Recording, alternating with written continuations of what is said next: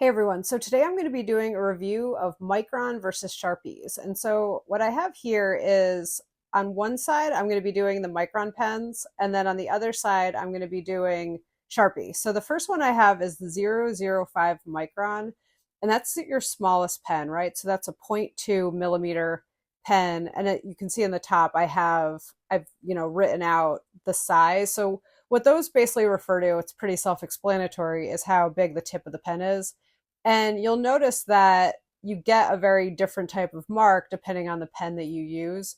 And so the reason that I wanted to do this video, is partly just to show you how to crosshatch a hand, but also to show you the difference that you can get when you use different types of pen, right? And so this isn't to say that the Micron Sakura pens are necessarily better than Sharpies, one is better than the other. It's really just to show you the difference.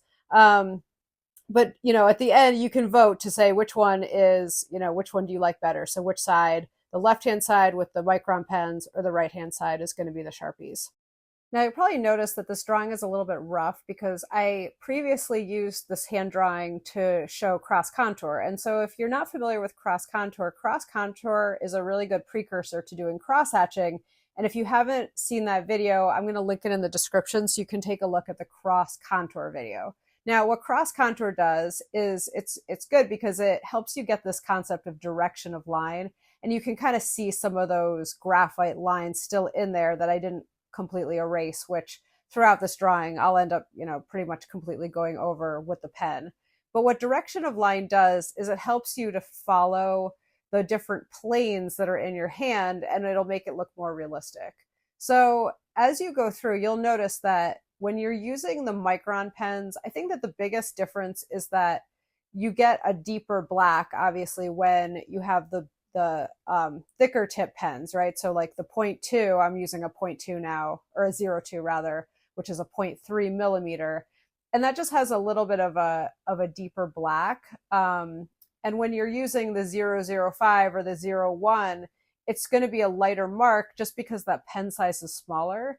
So it's not that one is necessarily better than the other. It's that they allow you to do different things. So the 005 or the 01 might be easier to sort of build up your values a little bit more gradually, right? So, again, going back to this idea of value is, anytime you have in a drawing, you want to think about your dark values, mid-tone values, and light values, and kind of everything in between as a gradient. And what's going to give you the most, interesting and realistic drawing, generally speaking, a lot of the time, is when you have a variation of different values. And different values, like darker values, like you see right here with what I'm drawing, is going to be what helps you show the details of, like, say, the wrinkles in the hand or those different crevices that make a hand look more realistic. So, when you're drawing with 0.5 or a 0.1 or a 0.2, those are just going to be a little bit more subtle versus when you start with, an 0.3 or an 0.5, and you're going to automatically have a bit of a darker line just because the pen tip is bigger. Now, the other important thing to mention about the Sakura Micron pens is that they're archival. And what that means is that over time, they won't fade. So they use pigments instead of dyes. And so this is kind of getting into the weeds a little bit, but when you're using different materials, this is something that you might want to think about in the long term. If you care about your drawing not fading over time. So the Micron pens are good for that too, because they're all archival.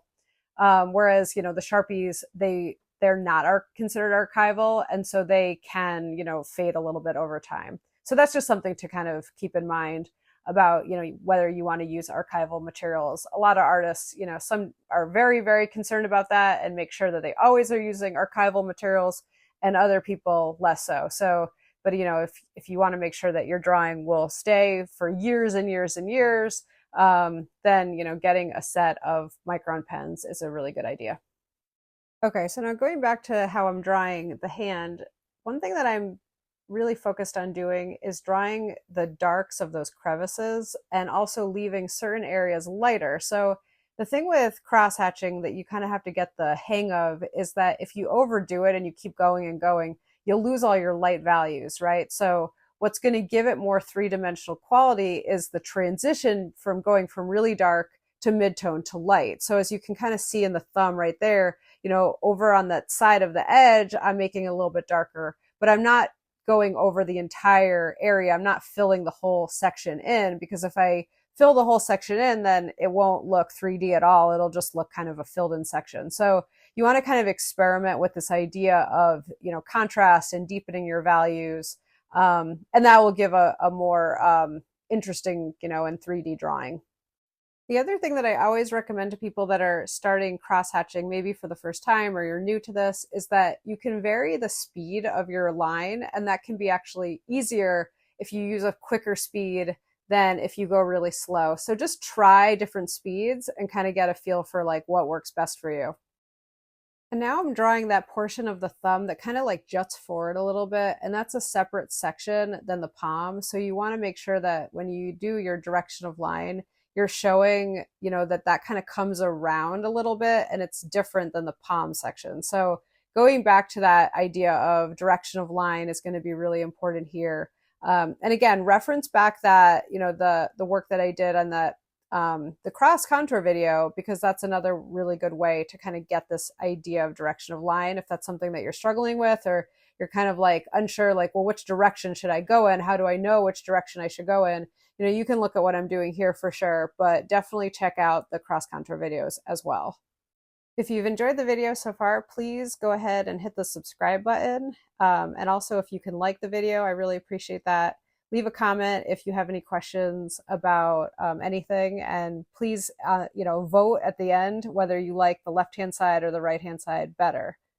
Okay, now before I move on to the Sharpie side, this is the Sakura Graphic 1, and that's a 1.0 millimeter. So obviously going very different from the 0.5 to the G1. And that will kind of help make it pop a little bit. If you do, a background around your drawing, you can try that. Okay, so now we're going on to the right-hand side, and I will at the end go back to the left-hand side and finish a couple things up. But, in the interest of having this not be too long of a video, I'm going to show you the Sharpie side now. Okay, so Sharpies are really graphic, and they actually, it might be a little bit hard to see in this, but they have kind of a different black than the Micron pens do. So I think that the black of the Sharpies is a little bit of like a cooler black, and the black of the Micron pens is a little bit warmer. It's subtle, I know.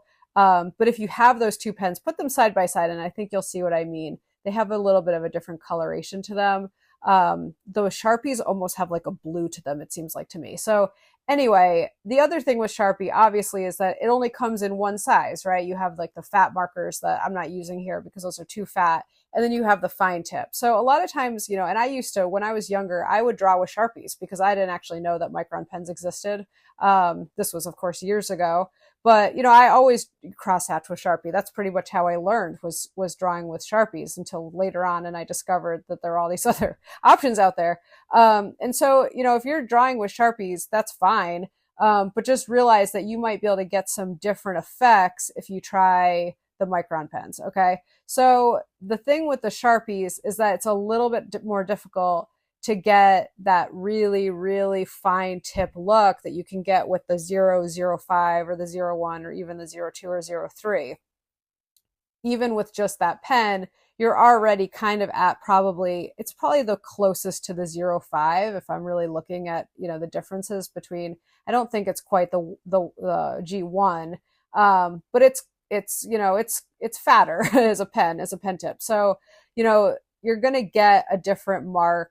The same principles still apply though. I'm still using this idea of direction of line. I'm still trying to get contrast. I'm using the same sort of general techniques that I'm using on the left-hand side, but you'll notice that just there's some significant differences between the two sides. So drop a comment down below, Sharpie if you like the left-hand side, and Micron if you like the right-hand side.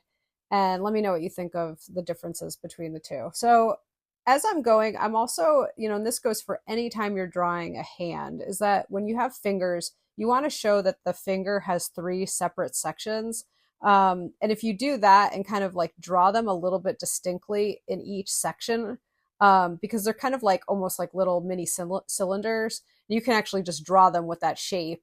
It'll look more realistic. So always, anytime you're drawing fingers, I recommend that. It'll really help make it look, more accurate.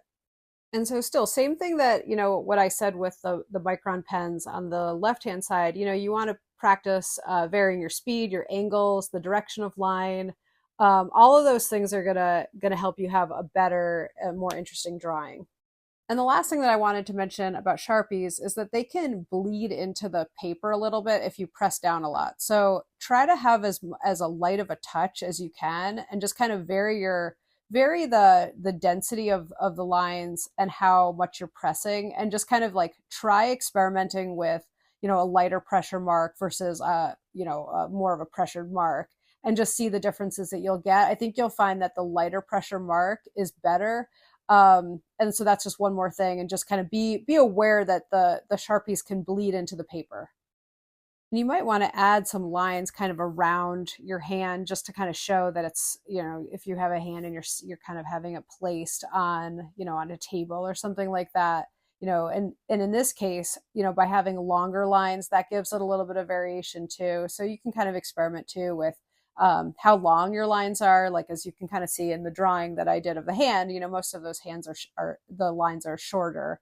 But in this case, you can kind of practice with longer lines, and same with, the other side with the Micron and Sakura pens with this graphic one, doing these longer lines, just kind of gives it a little bit more of visual interest. And if you do that, I frequently find that it's helpful then to kind of go back to your hand and make sure that that edge looks a little bit more solid. Like, I think that when you draw a background, it can kind of create sort of like weird edges. So one thing that's helpful to do is to go back and add a little bit more of lines, just to kind of clarify the solidity of the hand. You don't want it to get lost in that background. So as you can see, that's kind of, my little finishing touches that I'm doing, is just going back and adding a little bit more detail at a couple places. Okay, so now is the time to vote. So left-hand side is the Micron pens, so type in Micron, and the right-hand side is Sharpie, so type Sharpie in the comments, depending on what you like better. And thank you again for joining, and I'll see you next time.